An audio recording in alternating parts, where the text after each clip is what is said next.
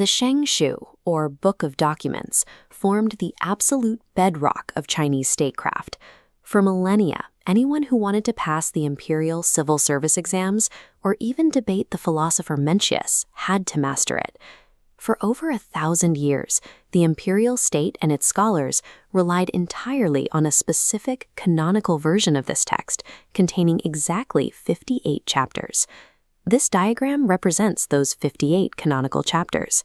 But modern philology confirms a structural paradox at the heart of the canon.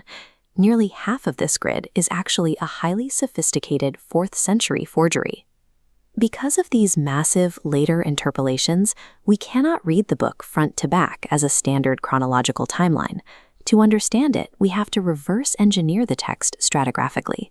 We need to peel away the forged layers, block by block, to isolate the genuine voices of the Bronze Age. The physical survival and corruption of these documents over 20 centuries provides the lens for this analysis, a window into how the Chinese state physically managed its own past.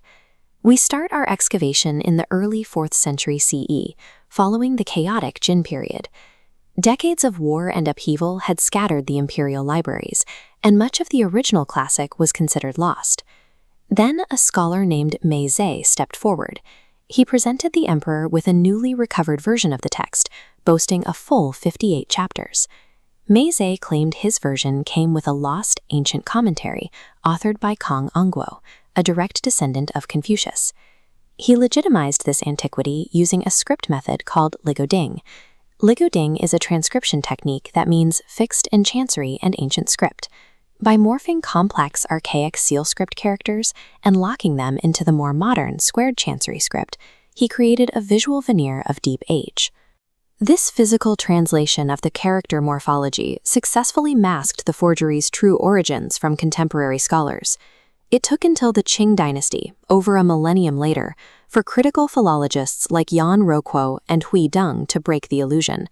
They systematically dismantled Mei Zhe's text by identifying anachronistic vocabulary and geographical impossibilities buried within his 25 recovered chapters. Yet, despite being proven as a fabrication, the Mei Zhe edition remained the imperial standard. The forgery supplied the specific philosophical framing that later dynasties required to justify their own authority. To find the historical baseline that Mei Zhe was trying to imitate, we have to step further back in time to the Qin dynasty in 221 BCE. The first emperor initiated a catastrophic book burning, an institutional purge that sought to erase the Confucian canon entirely. A scholar named Master Fu Sheng survived this purge by immuring his personal copy of the Shangshu directly inside the physical walls of his house. Decades later, he broke open the wall and recovered just 28 surviving chapters. These fragile bamboo slips were then transcribed into the chancery script that had become standard in the early Han era. This modern script copy stood alone until workers found another cache of texts hidden inside the walls of Confucius's ancestral manor in Lu. These newly discovered Kang family texts were written in an antique seal script, and they contained 16 additional chapters entirely unseen by Fu Sheng. This physical discrepancy created a massive academic schism.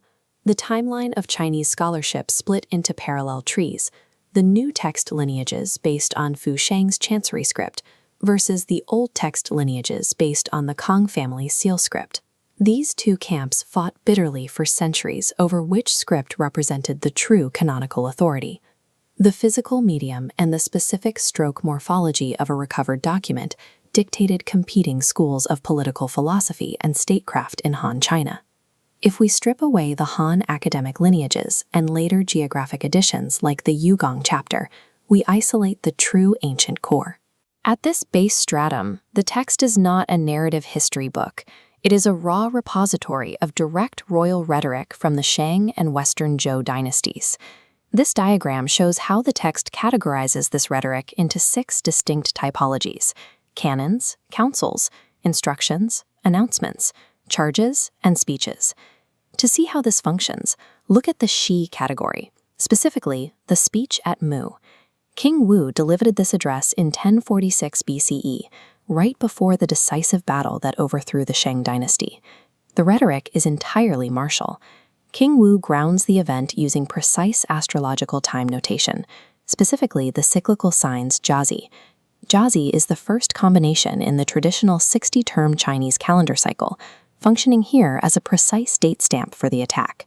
He lists his specific allied tribes, the Yang, Shu, and Qiang, and issues highly specific, rhythmic combat instructions to his infantry. He orders them to advance no more than 6 or 7 steps before stopping to adjust their ranks, delivering exactly 4 to 7 blows. We can corroborate this literary style directly with the archaeological record. The text matches the exact command formulas found inscribed on early Zhou artifacts.